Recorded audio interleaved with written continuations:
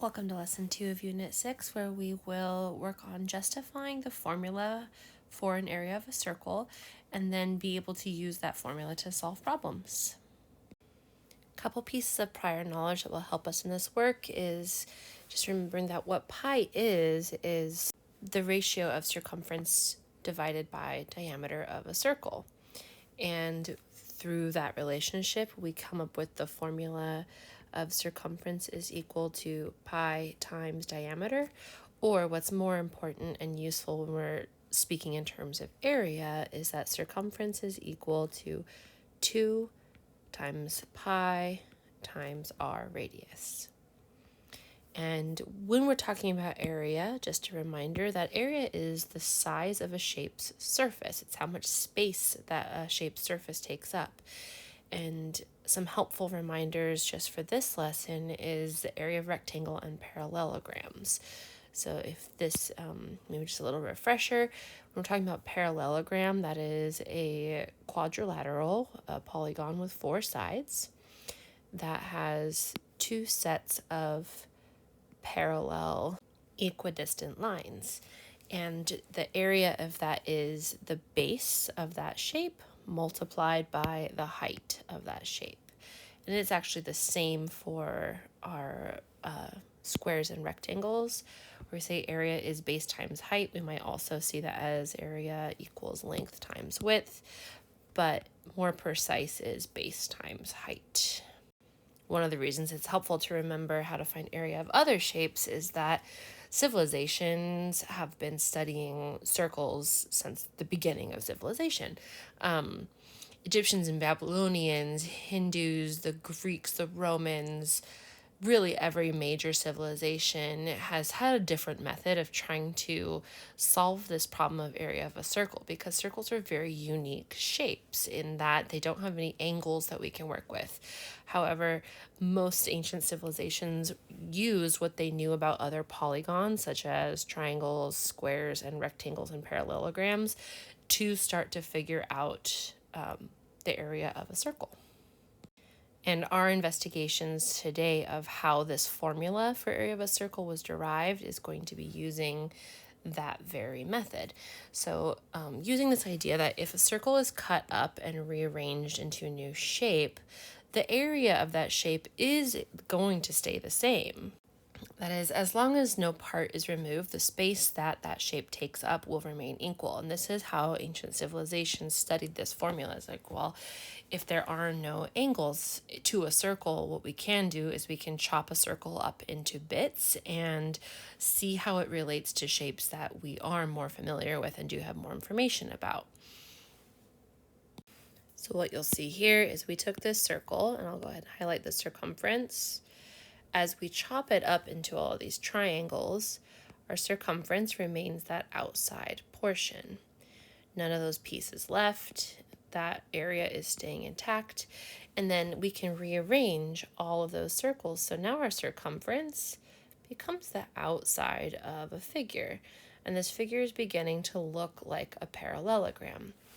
Now we can also track what is happening to our radius while this happens. And we can see that, well, here's a radius. All of these little segments are our radii. And then as we break it apart, they remain in that same location. And then as we start to rearrange, our radius becomes the height of this figure. And in this tool, you can see that we could actually split that up into far more slices. And then when we unfold our circle and then move our pieces up and down, what we're actually coming up with is a shape that starts to look far more like a rectangle. And again, here is our circumference on the outside. And then we have our radius along the inside and along our height. And so using these two different shapes, this is where we start to come up with the formula for area of a circle. So if circumference is 2 times pi times our radius, and the area of a parallelogram, we have area is equal to our base times our height. And then the measurements of our parallelogram are related to the original measurements of our circle. What we can actually find is that our base is actually half of our circumference. So we could write that, and again, we're going to need some algebra for a minute, but for now we can just look at this as half of our circumference, and our height is our radius. So now let's get to seeing how these pieces relate, this whole area of parallelogram, circumference, and how we can turn this into area of a circle. So if we know that the base is half of a circumference, let's go ahead and take our formula and let's divide everything by 2. Let's calculate what each side of this base is going to be. What we come up with is that 1/2 of circumference, 2 pi r divided by 2, that becomes right here, we have a 1. So we just get that half of our circumference is pi r. So I can go ahead and say that my base is pi r, or my base is pi r. Now in our formula right here, we know that area is base times height, and if base is pi r, then we have the first piece of our formula, so we'd say area is pi times r, and now we need to get our height. Well, our height is our radius. There's our radius right there. So if our height is our radius, we can add that to our formula. So we have our base here times our height of r, and that simplifies down to our area is equal to pi r squared, because r times r is r squared. And there we have it. That is how the formula for area of a circle is derived, and there is your proof of it.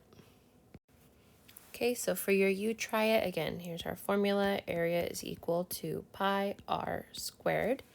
I want you to look at these 3 circles and find both the exact in terms of pi.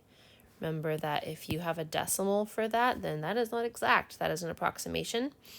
And then also an approximation, and right here it says 1/10, but I'd really like that to be your 100th, please. And a reminder that that 100th decimal place, if I have the number 111.11, your 100th decimal is that second decimal place right there. That is your 100th. All right, go ahead and pause this and see how you do. Come on back. Okay, here's all of our exact. So we have 12.25 pi feet squared, and please do remember to include your units, and those units are square units at this point. And then for B, it is 1.44 pi inches squared. And if you got something different, please make sure you are using your radius, not the full diameter. And then lastly, we have 25 pi miles squared. One thing to note here is that all of our numbers are in front of that pi, because pi is a symbol, and so technically we will always want to pull numbers to the front of an equation. Okay, so for the approximations, okay, our area was 38.48 feet squared.